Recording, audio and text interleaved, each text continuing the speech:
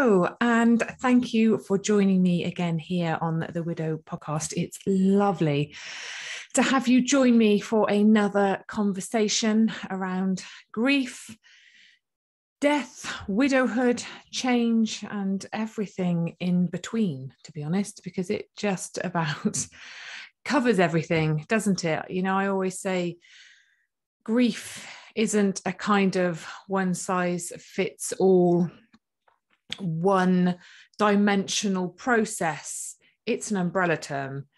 And I think underneath that umbrella, you can literally squeeze in all descriptions, feelings, emotions, analogies. They all fit somewhere in it. It is vast. It is huge. And it is something that we seem to know and understand very little about as a society, unless, of course, we've been catapulted into the depths of it and are very quickly made aware of all of its facets.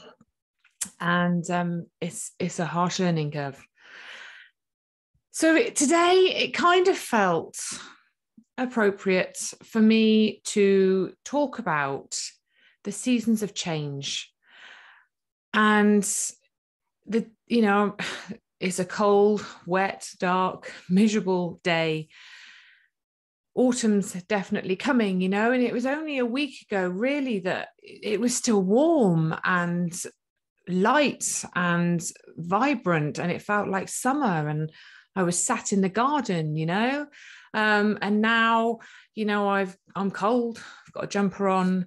The leaves are changing color on the trees. There are so many beautiful colors out there, and they're starting to fall, and things are starting to die.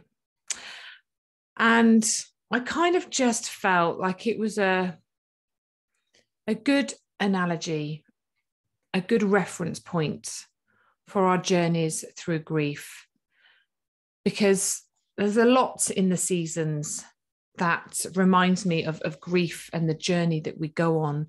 Certainly the journey I've been on, and the journey I've shared with others, or parts of their journeys anyway. And it kind of gives me hope as well. And I think, Simon died on the 11th of September. It was still fairly warm. And we had his funeral on the 30th of September. And a bit like I was just saying, it suddenly went from summer to autumn and all the changes that come with that.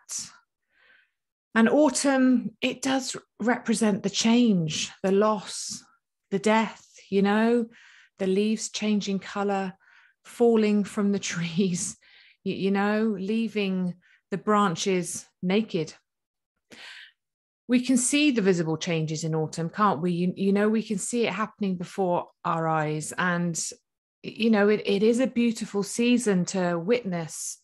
But when we are going through grief, and we, relate it to grief and the change that's thrust upon us, it doesn't feel quite so beautiful. It feels heavy and scary.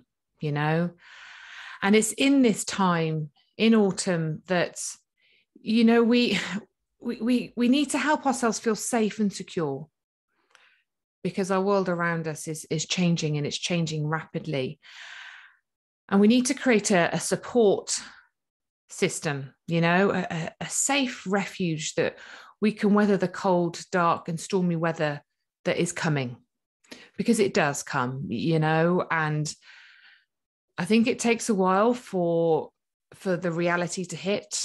For myself, certainly, I was in shock for a long time, and there were certainly days of despair, but the reality of the loss and what I was going to have to work through and go through in that loss maybe hadn't quite hit home yet.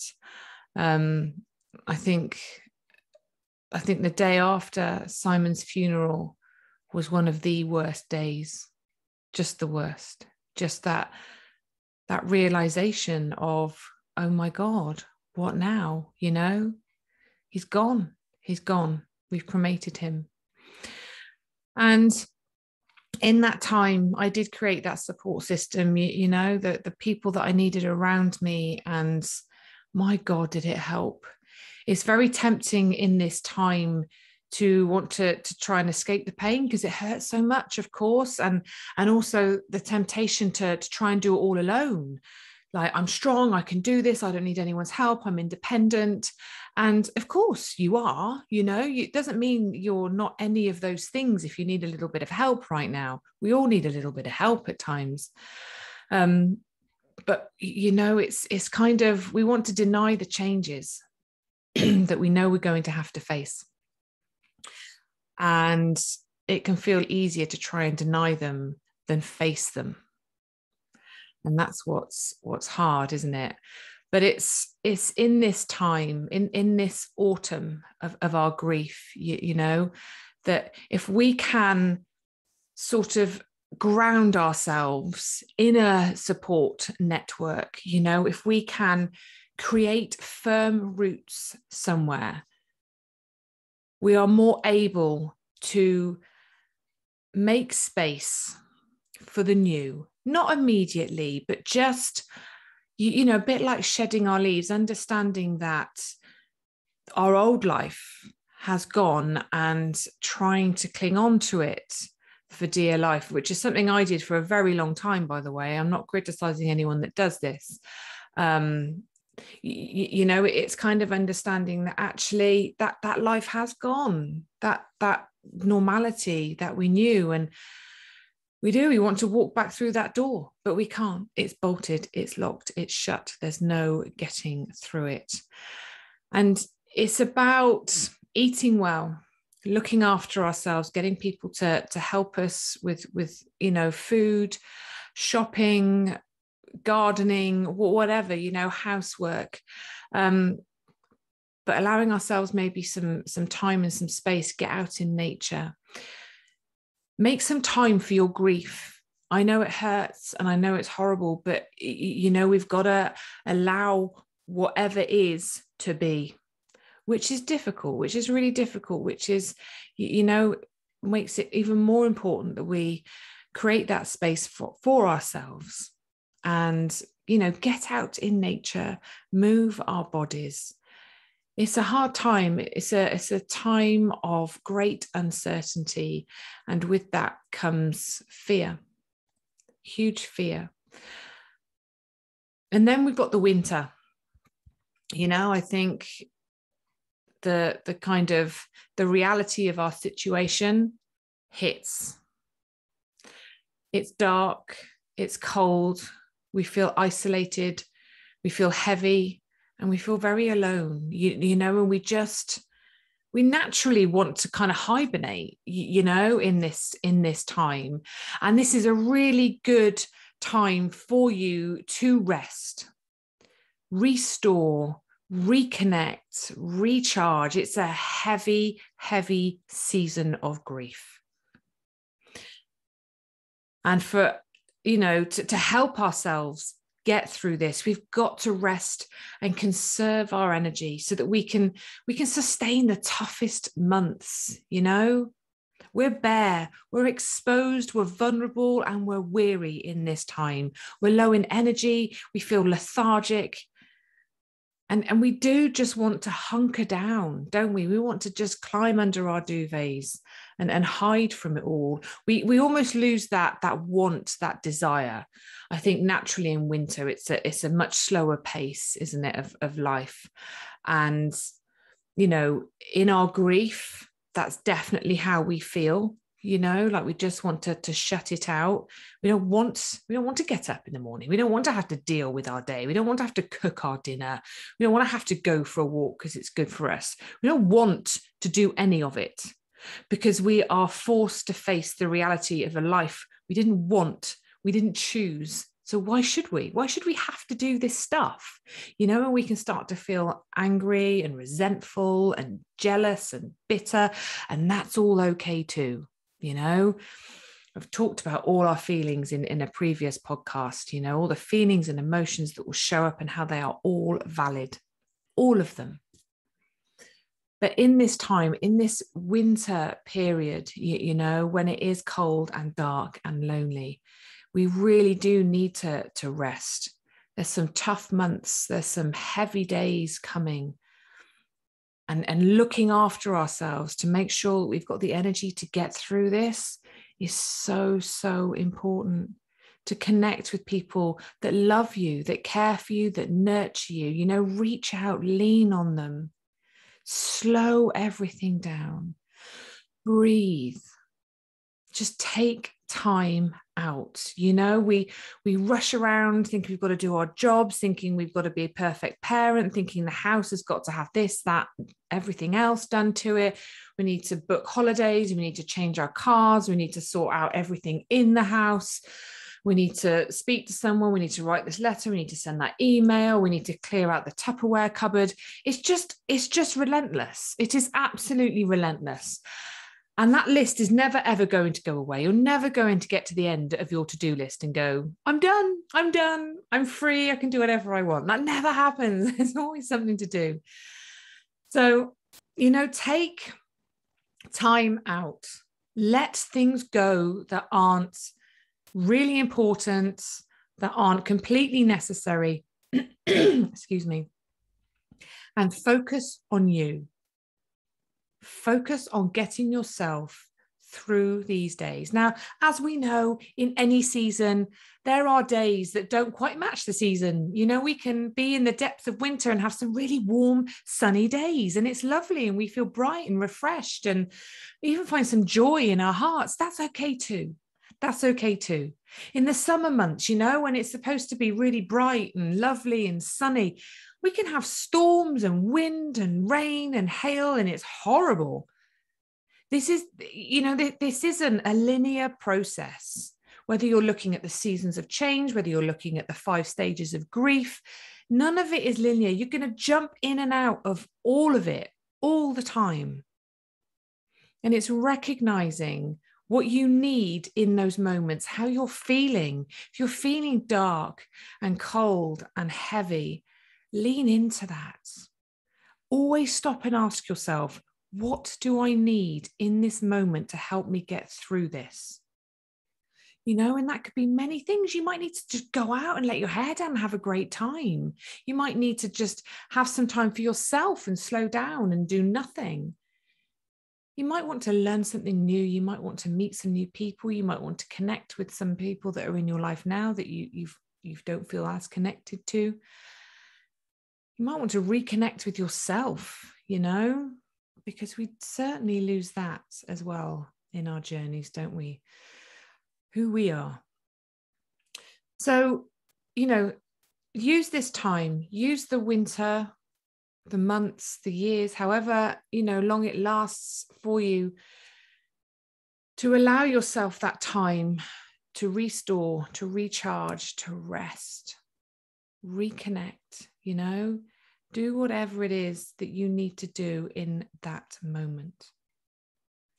And then, of course, the winter passes and there's spring is in the air, you know, and you start to see new life. You start to see buds forming, flowers growing, you know, the daffodils pushing up through the grass. And it just, there's a feel of lighter, brighter days ahead. It just doesn't feel so heavy. It doesn't feel so dark and gloomy. It's a time of renewed hope, of new growth, of new possibilities. And you may start to feel like you are ready to re-enter your life. Something that you haven't maybe felt before, you know, more energy. A time when you are maybe able to face some things that you have been avoiding. Having a bit of a clear out at home, you know, redecorating, making things feel like they're yours, making the space yours, you know, new opportunities, new beginnings. In this time, you know, we need to nurture ourselves. Think of yourselves as your garden, as everything coming into blossom, the care it needs, you need to water them, nourish them, make sure they're protected, put things in place to hold them up. I'm not much of a gardener, so excuse my lack of technical terms, but you can get these poles, can't you, that hold up and support the flowers, or netting or whatever it is you put around these things. I won't pretend I know what I'm doing because I have no idea, but I kind of like the analogy, I suppose, of watering your garden, tending to yourself, supporting yourself through this transition of hope, of growth, of newness, because it is a lovely time if you can lean into it and allow it to be, without the stories we tell ourselves around creating a new life and thinking that we shouldn't be doing it, because in doing this, we are leaving our person behind. We are being disloyal. We are going against what we promised. Who it's like these stories you're telling yourselves, really kind of notice them and think, where's this story come from? What's it based on? Is it based on fact? Is it based on truth? Or is it something I'm telling myself that is causing me more discomfort in an already very, very uncomfortable place? And guilt and shame is often just that, and it's remembering that we are allowed to breathe new life into ourselves. We can move forward honoring our person, loving our person, taking them with us, being the parts of them that we love most. And that allows us to see the hope, to see a future, to maybe gain a little bit of clarity, to find some desire, to find that want again, to want to kind of breathe life into yourself, to take those steps forward, to grab the opportunities that come your way, to be bold and courageous and try new things and think about, what do I desire? What do I want my life to look like? What kind of person do I want to be? What do I value? What's important to me? And taking those things and creating something, or starting to piece together something that feels right, that feels meaningful, And again, is tending to anything that comes up in this time. It's not all going to be about hope, but you'll start to see it come through, and lean into that. Trust what feels right. Don't hold yourself back. Don't put blocks in the way. You know how to do this. You know what feels right for you. But we hold ourselves back. We create stories in our minds that block us from achieving the things that we want to achieve, from living a good life again. And then, of course, through spring, everything comes up and out, and the trees are green, and, there's color and there's newness and there's vibrancy. And we fall into the summer. Life feels brighter, you're clearer, you feel more confident, you're coming from a place of abundance, not from a place of lack or scarcity. You're able to see the good in life, the things that you are grateful for, and that builds your wants, your desire again. It builds your self-esteem, your self-confidence. You just feel more positive. You feel happier. You have joy in your heart again. You can see the learnings. There are so many learnings in life. Even through tragedy, there are learnings if we can be open to them. I have learned so much since Simon died. I cannot tell you how much I have learned since Simon has died, about myself, about life, about what I want, what I believe in, about the kind of parent I want to be, the kind of person I want to be, just how I can help myself to feel fulfilled. And I don't think I knew all that before. In fact, I know I didn't know all that before. I hadn't taken the time, but I have learned so much. I've learned so much about people, and I love it. I am so grateful for those learnings. Yes, I would like to have learned them in a different way under different circumstances, but I didn't. Simon died, and that is what I gained from it.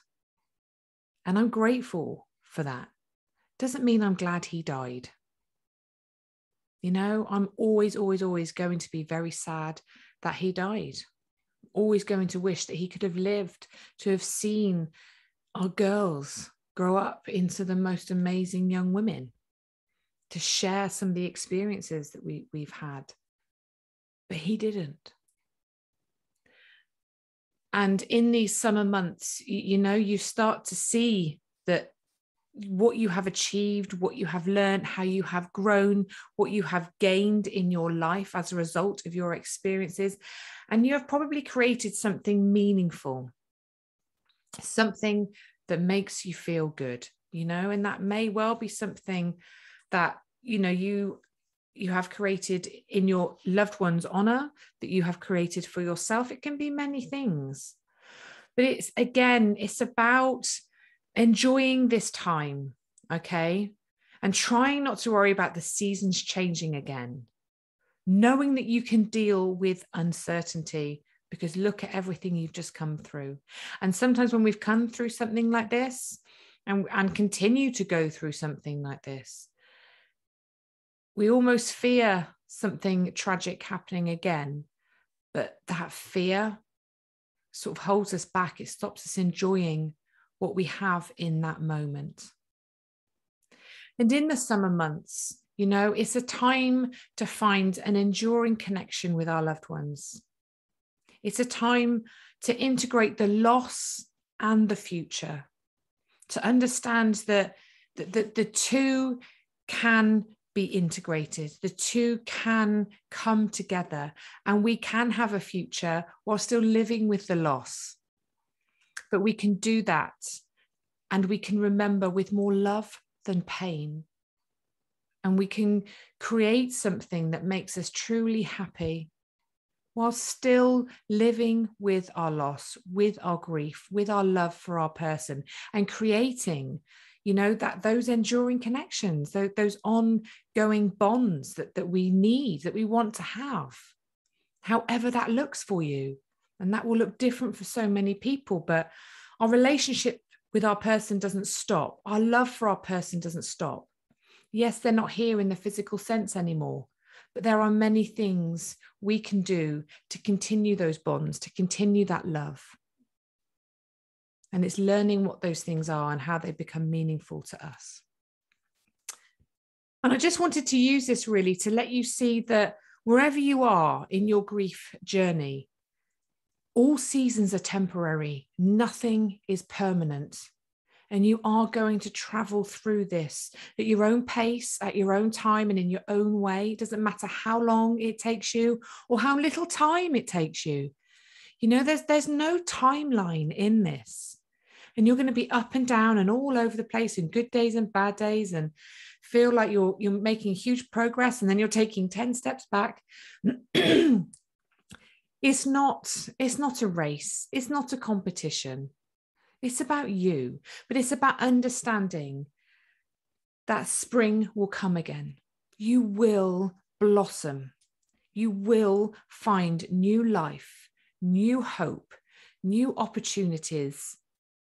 You will find love in your heart. And I don't always mean that in a new relationship, but for something that will bring you joy and peace, connection, contentment, laughter, happiness, all of it, while still grieving your person, while still missing your person. The loss doesn't go away, but the darkness and the heaviness of the winter months can feel relentless, like they're never going to pass, but they do. Spring will come, and it will be followed by summer, and you will feel happy.